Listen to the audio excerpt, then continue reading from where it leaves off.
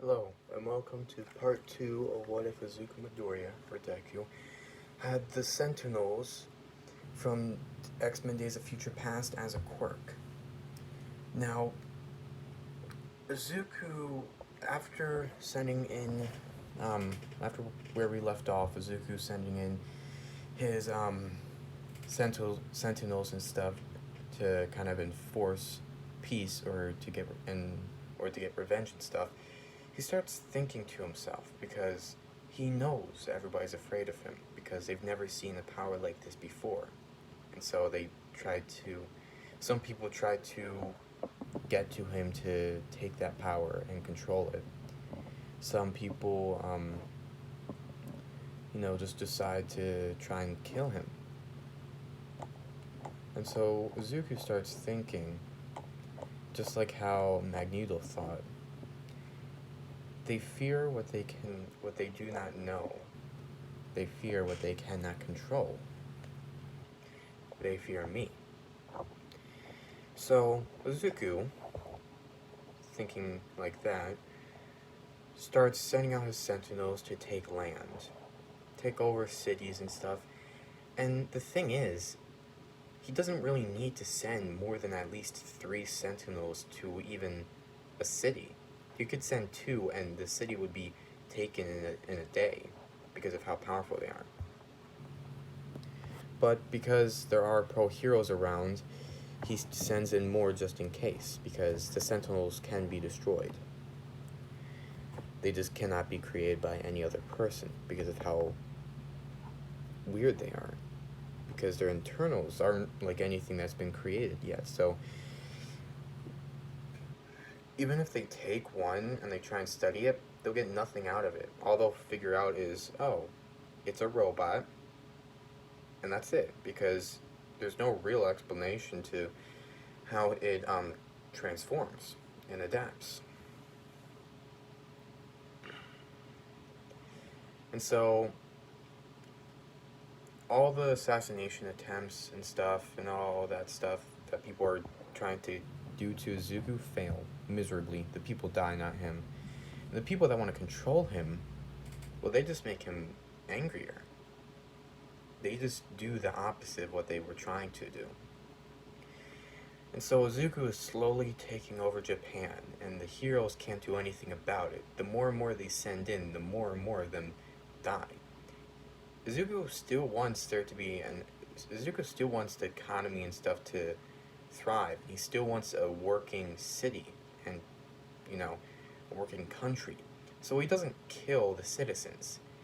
The citizens see that he just wants to make a better world for people that were, you could say, discriminated like him because of his powers. And some people do kind of sympathize for him. Mostly the people in his new states, you could call. Most of the people, like Shoto, join him because of the abusive childhood he's had. Others, like, trying to think. Well, mostly Shoto, sorry, I have to bring this up again. Shoto,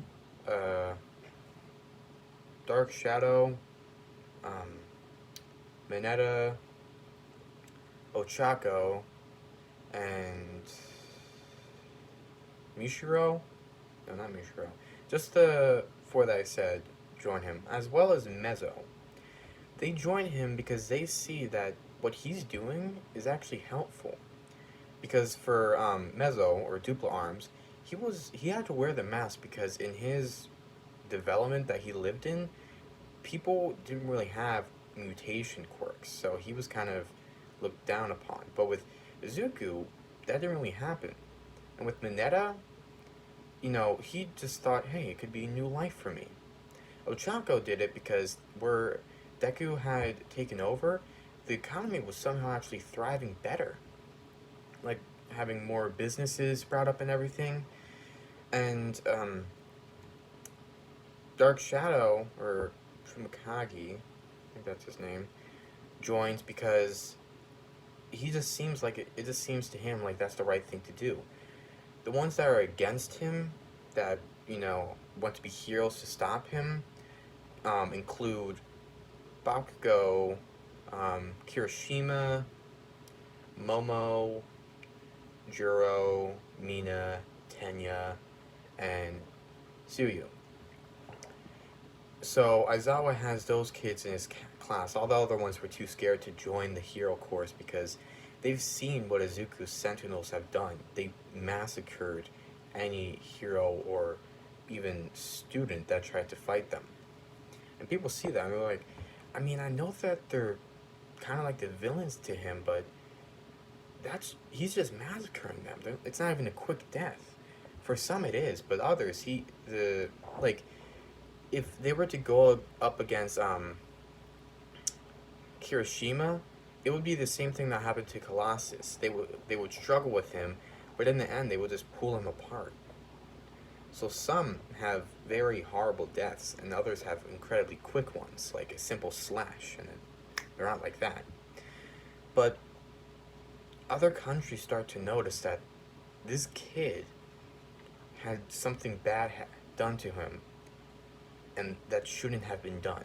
They should have known the consequences because of the power that he holds, but they didn't.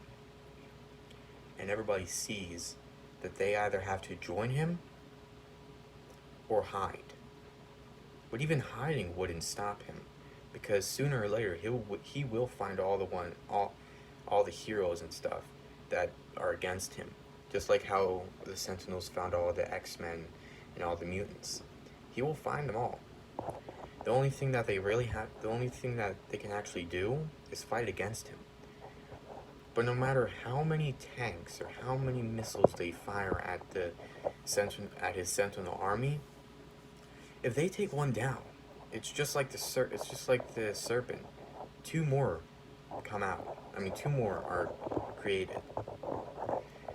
And they see this, and they see that they have to do it a different way. So they need to send a spy into Izuku's kind of government reign.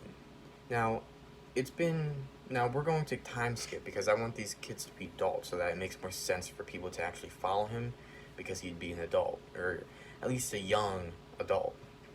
So Izuku, Shoto, and some of the other ones that have followed him, around 20 to 22, maybe. A little bit older than 20, really. And so Izuku's practically grasped the entirety of Japan. There's only a few pockets of resistance left. Some of the ones that he really is worried about are All Might, Endeavor, that concrete guy, and some of the students because of their powers. Like Bakugo, Juro, and Momo, as well as Mina. Those are the ones that can really devastate some of the robots. But the others, they don't really stand a chance. Like Tsuyu, all she can do is hold them down for at least a few seconds before her tongue would have just been ripped out of her mouth. There really is nothing that they could do except just hopefully survive. Because all that Deku's doing is killing the heroes. He hasn't really thought about any of the villains, so some of them have just gone into hiding and joined some of the villain groups so that they don't, die. So the villains start to get more and more people. And, a lot of the League of Villains starts to see that Izuku is kind of a diplomat, because he's just conquering and stuff, and he leaves devastation wherever he goes. What Deku's kind of going to have is kind of like an empire. He's not going to have, an election or anything, no republic, like how the Star Wars did. It's all going to be under his control. Then down his lineage will take control of it. So him and Ochako might actually get together, or if Momo somehow joins her, he'd have her. But Izuku will have an empire.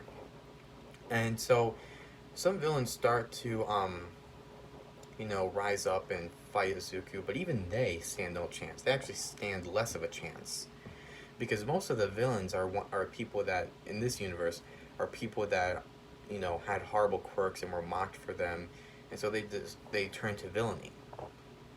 So some try to, but don't even last a minute.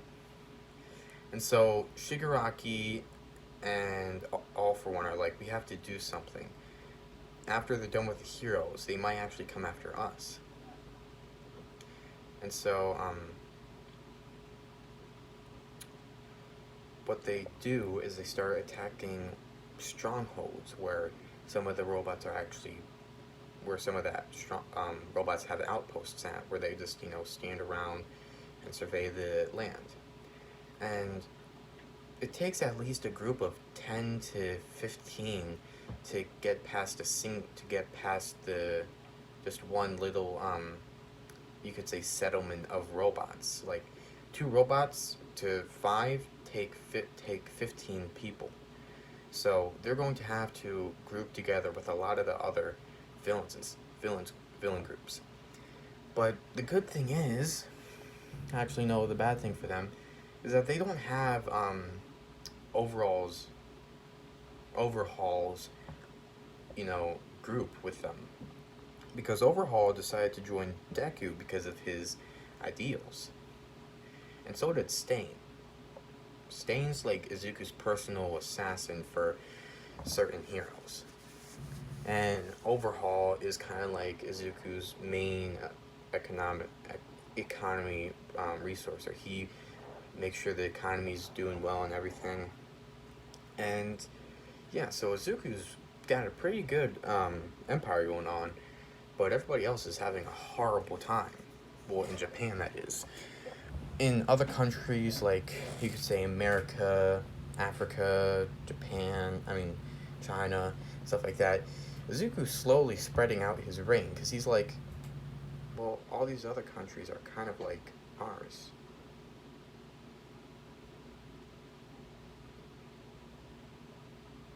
So he slowly, goes out, taking some cities and stuff.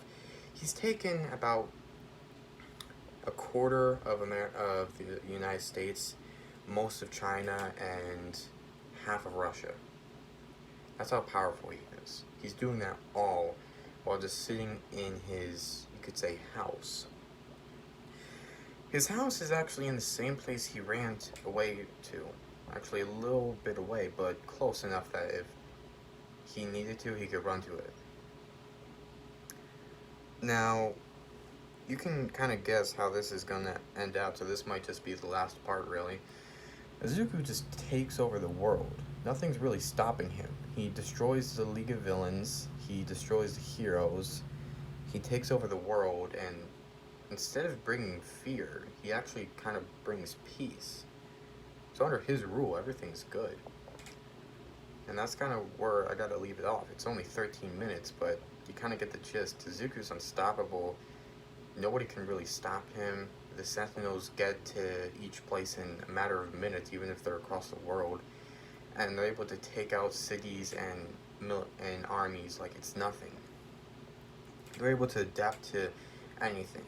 The only people that are actually still alive are All Might, Endeavor, Aizawa, because his quirk somehow still works on some of the robots because they use some quirks, and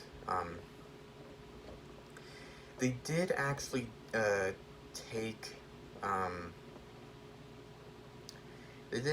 they were actually able to subdue All for One and are studying his quirk, because Izuku wants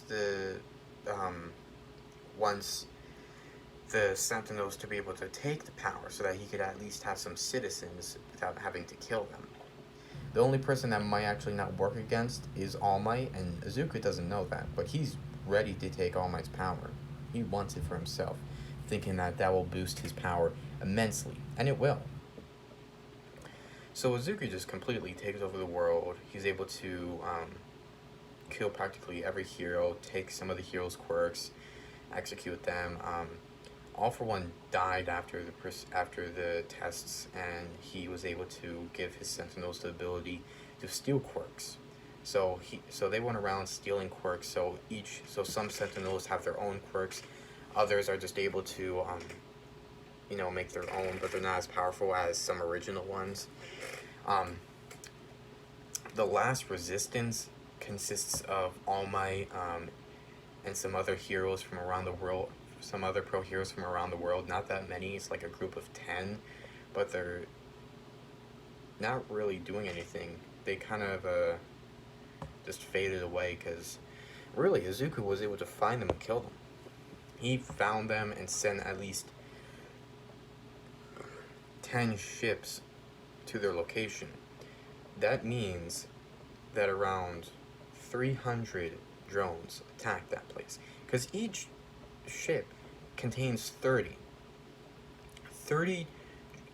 robots or 30 sentinels, and 10 of those, think of the attack on think of the last attack that the sentinels did on the mutants where Logan was.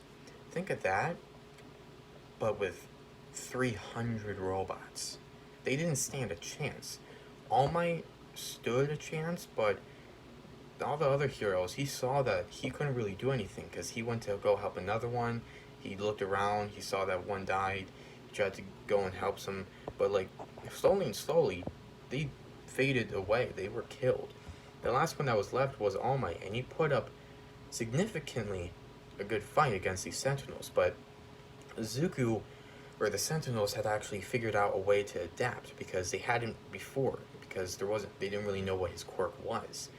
Because in this universe, All Might was able to kind of have all the quirks that were in All For One. So they didn't know which one he was going to use, whether it was going to be Black Whip, Float, or any of the other ones that we don't know yet. But they didn't know, so they actually slowly started to adapt to it, and they were able to instantly adapt to whichever one that All Might was going to use. So they all surrounded him and slowly moved in, and he started to just slash all the quirks at them. But right when they were going to touch them, the sentinels were able to immediately adapt and block it. And so All Might saw that there was nothing left he could do, and he accepted his fate, and he plucked out one of his hairs and said, "Give this to Izuku Midoriya, your master. He deserves it more than I do." Although he does seem like the villain, he was also more of a hero than any of us could have ever been. And so the sentinels take the hair, put it into a compartment in their chest. All of them take out their sword arms and stab him right in the chest. And this wasn't broadcast. Like, the sentinels didn't broadcast it. Izuku didn't want it to be broadcasted, but somebody was able to see that, and and everyone was like, "Holy crap!" So there really are no heroes left, or no original heroes. That is because even though in Izuku's glorious utopia and all the sentinels around practically each corner protecting everything, some villains do sprout up, but Izuku and the new, you could say, new era of heroes are able to stop them. So Izuku practically made a better world than what was already there. Now, that's the end of this video, part 2, last part, whichever I'm going to call it. After this, I might make a new one. I don't know what I'm going to do. Actually, yes, I do. I'm going to do, what if Izuku Midoriya was unknown? He had that as a quirk. You might be asking what that quirk is. Well, you just have to wait until next video. See ya. Bye.